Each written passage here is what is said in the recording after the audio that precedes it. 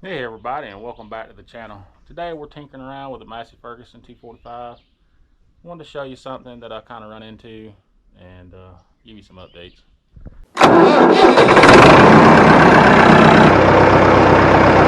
So we had a slight oil leak that turned into a major oil leak, and parts that I think should be readily available like they used to be are not anymore.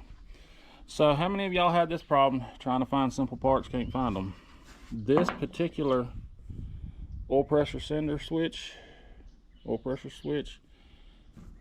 it's got to be narrow, small diameter, but a long shank. There's your part number. I went to my local part store that I normally get a lot of this tractor stuff from. They didn't even have it. They could possibly order it, but they didn't even have it. And after searching a couple of places, believe it or not, O'Reilly's come in and had it. I also found that AutoZone possibly had it, would have to be ordered. So anyway, what it is the oil pressure switch for this tractor. I noticed that I was having a drip. You can see where it's kind of clean right here, but I was having a drip from that area. And then the last time I was using this tractor, it was basically pouring.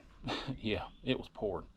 So we turned around and hauled butt back to the house, shut it off, let it cool a minute, let the oil settle, checked the oil. It was barely on the stick. So luckily we saved it. But anyway, yeah, that's aggravating for stuff like that. Now, with that being said, how many of y'all ever had these cinders to start leaking or just go out? Metal housing, plastic right here. This is the second time I've had one of these to kind of let go on me. This one wasn't as bad. It poured a little bit, but it wasn't that bad. I mean, it was pouring, don't get me wrong, but it wasn't just sitting there just pumping every time that oil pump's pumping. It was kind of a steady little stream. Now, back in the day, years ago, I was driving around in my old square body that I had and headed down the road and had one of these almost like this to completely let go, and to the point that this plastic piece wasn't even in there. It shot out, held onto the wires and clips, but it was sitting over here dangling, and all it did was just sitting here literally pumping a solid stream of oil out. Fortunately I didn't ruin that engine, but got pulled over. I had a couple of quarts with me. I found an old 1/4-inch plug, that's what size it was, and plugged it. And luckily a buddy of mine came by and he had a couple of quarts, so I had enough quarts of oil finally to get back to the house anyway. But yeah, that's what we're doing. We're just tinkering with this and trying to get this situated. So the first parts house I went to, they didn't have that one, and I knew I wanted to run this some more. I've been bush hogging a little bit, and I said, well, just give me a 1/8-inch pipe plug, and that's what I did. So I've got the 1/8-inch plug in there just so I could use it for the time being. Now we're gonna put this switch back in and go about it that way.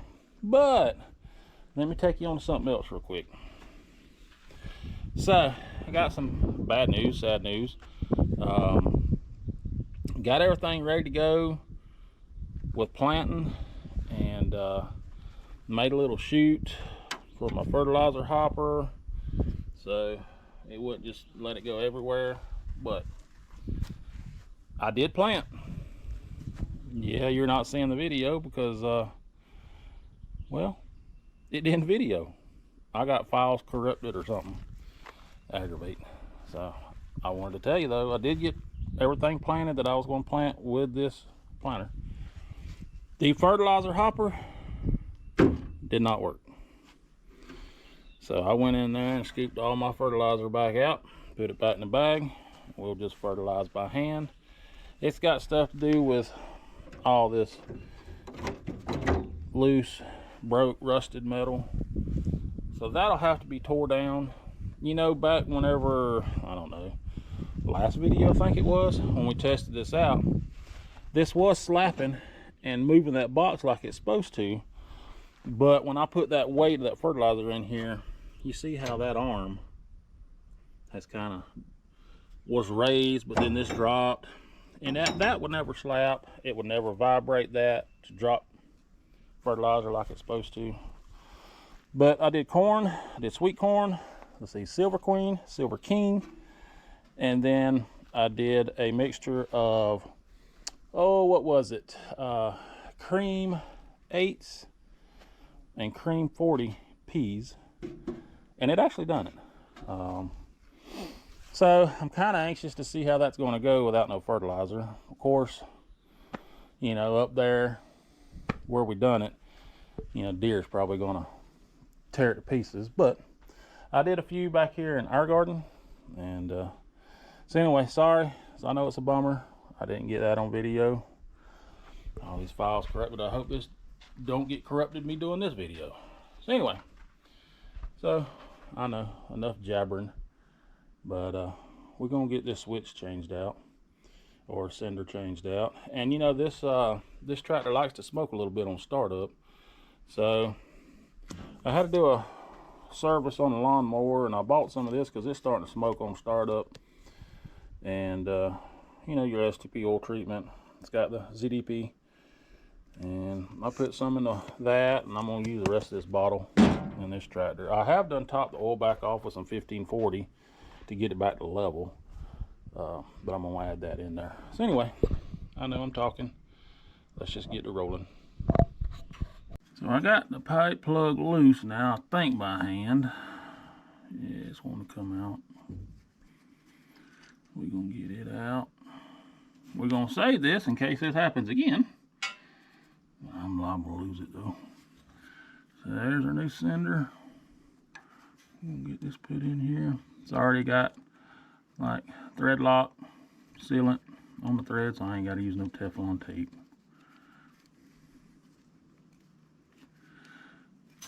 And I just use a pair of channel locks. Get it as tight as well, I ain't gonna say as tight as I can get it, but I want it snug so it ain't gonna leak.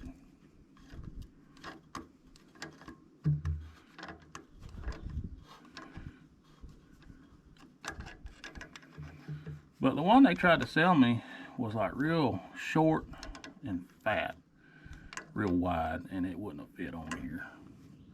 So I didn't even want to try it, even with a connector or a coupler or anything like that. All right, so we got our electrical wires. I'm gonna hook back up.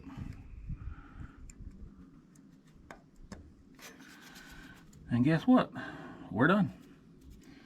Yeah, it don't take much.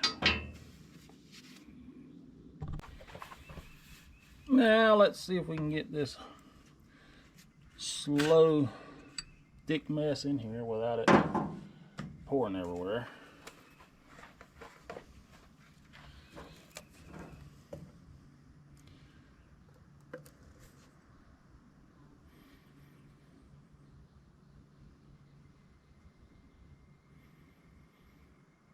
This may take a while. And I've even had this sitting out in the sun, so maybe get a little hot and thin out a little bit.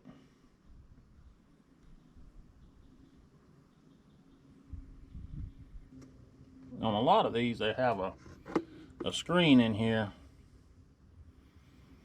to keep from something falling in. And on this thick stuff, that really slows it down.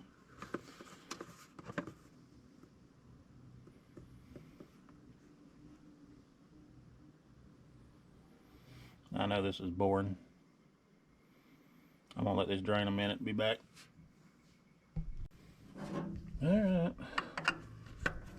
That took entirely too long. Tighten this back up.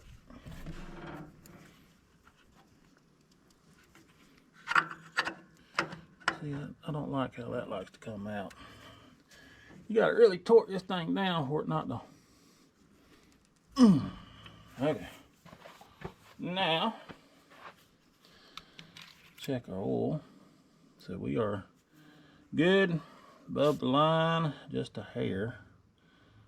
Check it one more time, let y'all see it. Right there at the max.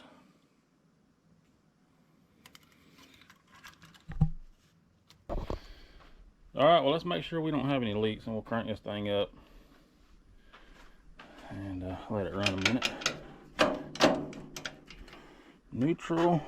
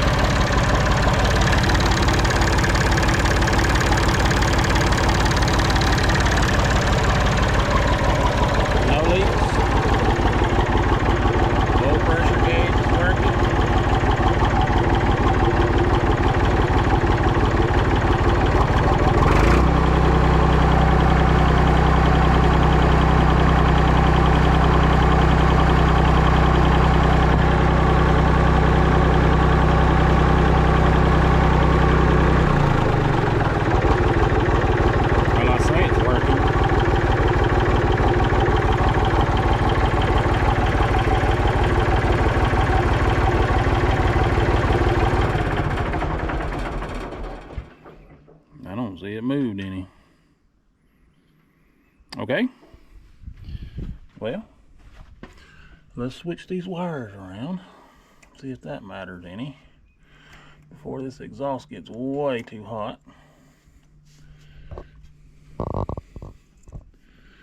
And it already is wanting to burn my finger a little bit.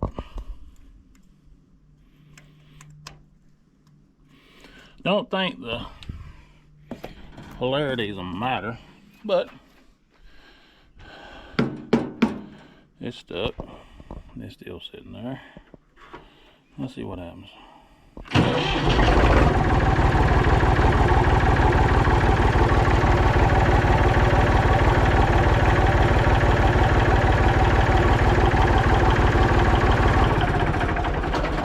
Oh well.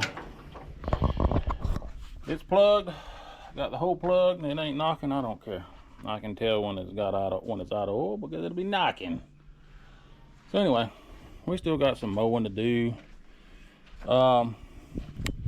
Here we are getting close to April, and the fields are starting to grow some weeds and stuff. So I'm probably going to go through here and bush hog everything one time, and hopefully probably middle of May will be my first cutting of hay. We'll see. Don't know. Just see how things go, how weather works out. So anyway, I still got a few things I got to do. We're done with the planters, so I want to get them unhooked, and I've been kind of lazy and driving around it, but the tiller that punctured my tire is still sitting right there, so I want to hook to the forks and move it around and get it out of the way. So anyway, I'll walk over here in a minute and show you the garden so far.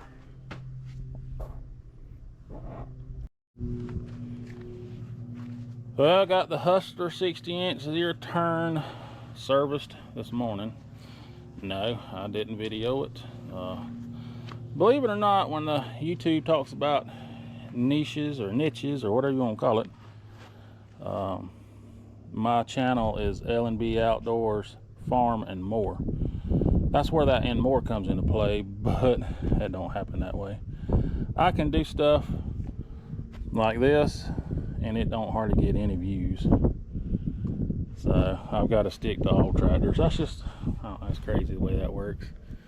Even broke out the boat and ran it yesterday, and there's a lot of crazy stuff I do around here that I'm just not going to video anymore because it don't get no views. But way up there is where we planted, and over here in the backyard. But anyway, let me walk over here and show you what I did.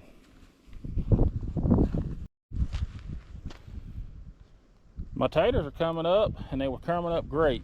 And last Tuesday, we got a frost, and that's what you see happens. It took a bunch of them out. Now they'll come back. I'm not too much worried about it. They'll come back, but I had them spaced out nice. They were up, I don't know, 4, 5 inches tall. And cold weather came in, son, and knocked them out. I don't know if y'all can see that or not. But we did come in here yesterday and planted. There's a couple of peas right there that needs to be covered up. It didn't get covered up right. But we did 2 rows of peas and 2 rows of corn here, and I've got enough spacing for probably some watermelon and cantaloupe. And yeah, oh, what fun. The small garden over there, we did squash, zucchini, okra. What else was there? There's some other stuff. I can't remember. I had a bag full of seeds. So anyway, yep. Hopefully them taters will come back nice, and hopefully we'll get a little rain in the next week or so, and some of that stuff will start sprouting before too long. Biggest problem is going to keep the deer out of it, and rabbits. There's a crap load of rabbits around here. Oh, I sure need a battery sponsor out there somewhere. It gets old having to swap batteries around. No, I'm not begging. I just, when it gets to the point that I've got to use it every day, both of them, all 3 of them, then yeah, I'll just have to break down and go buy a battery.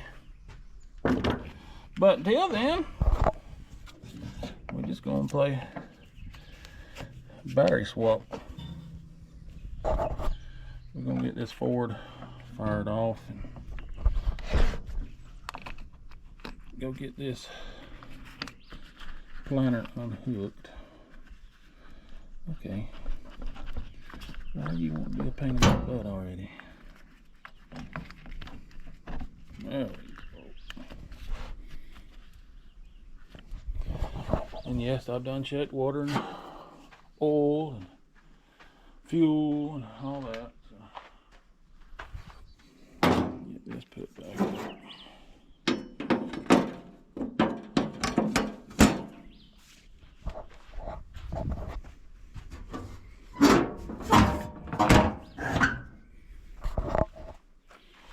Well, let's go move this out of the way.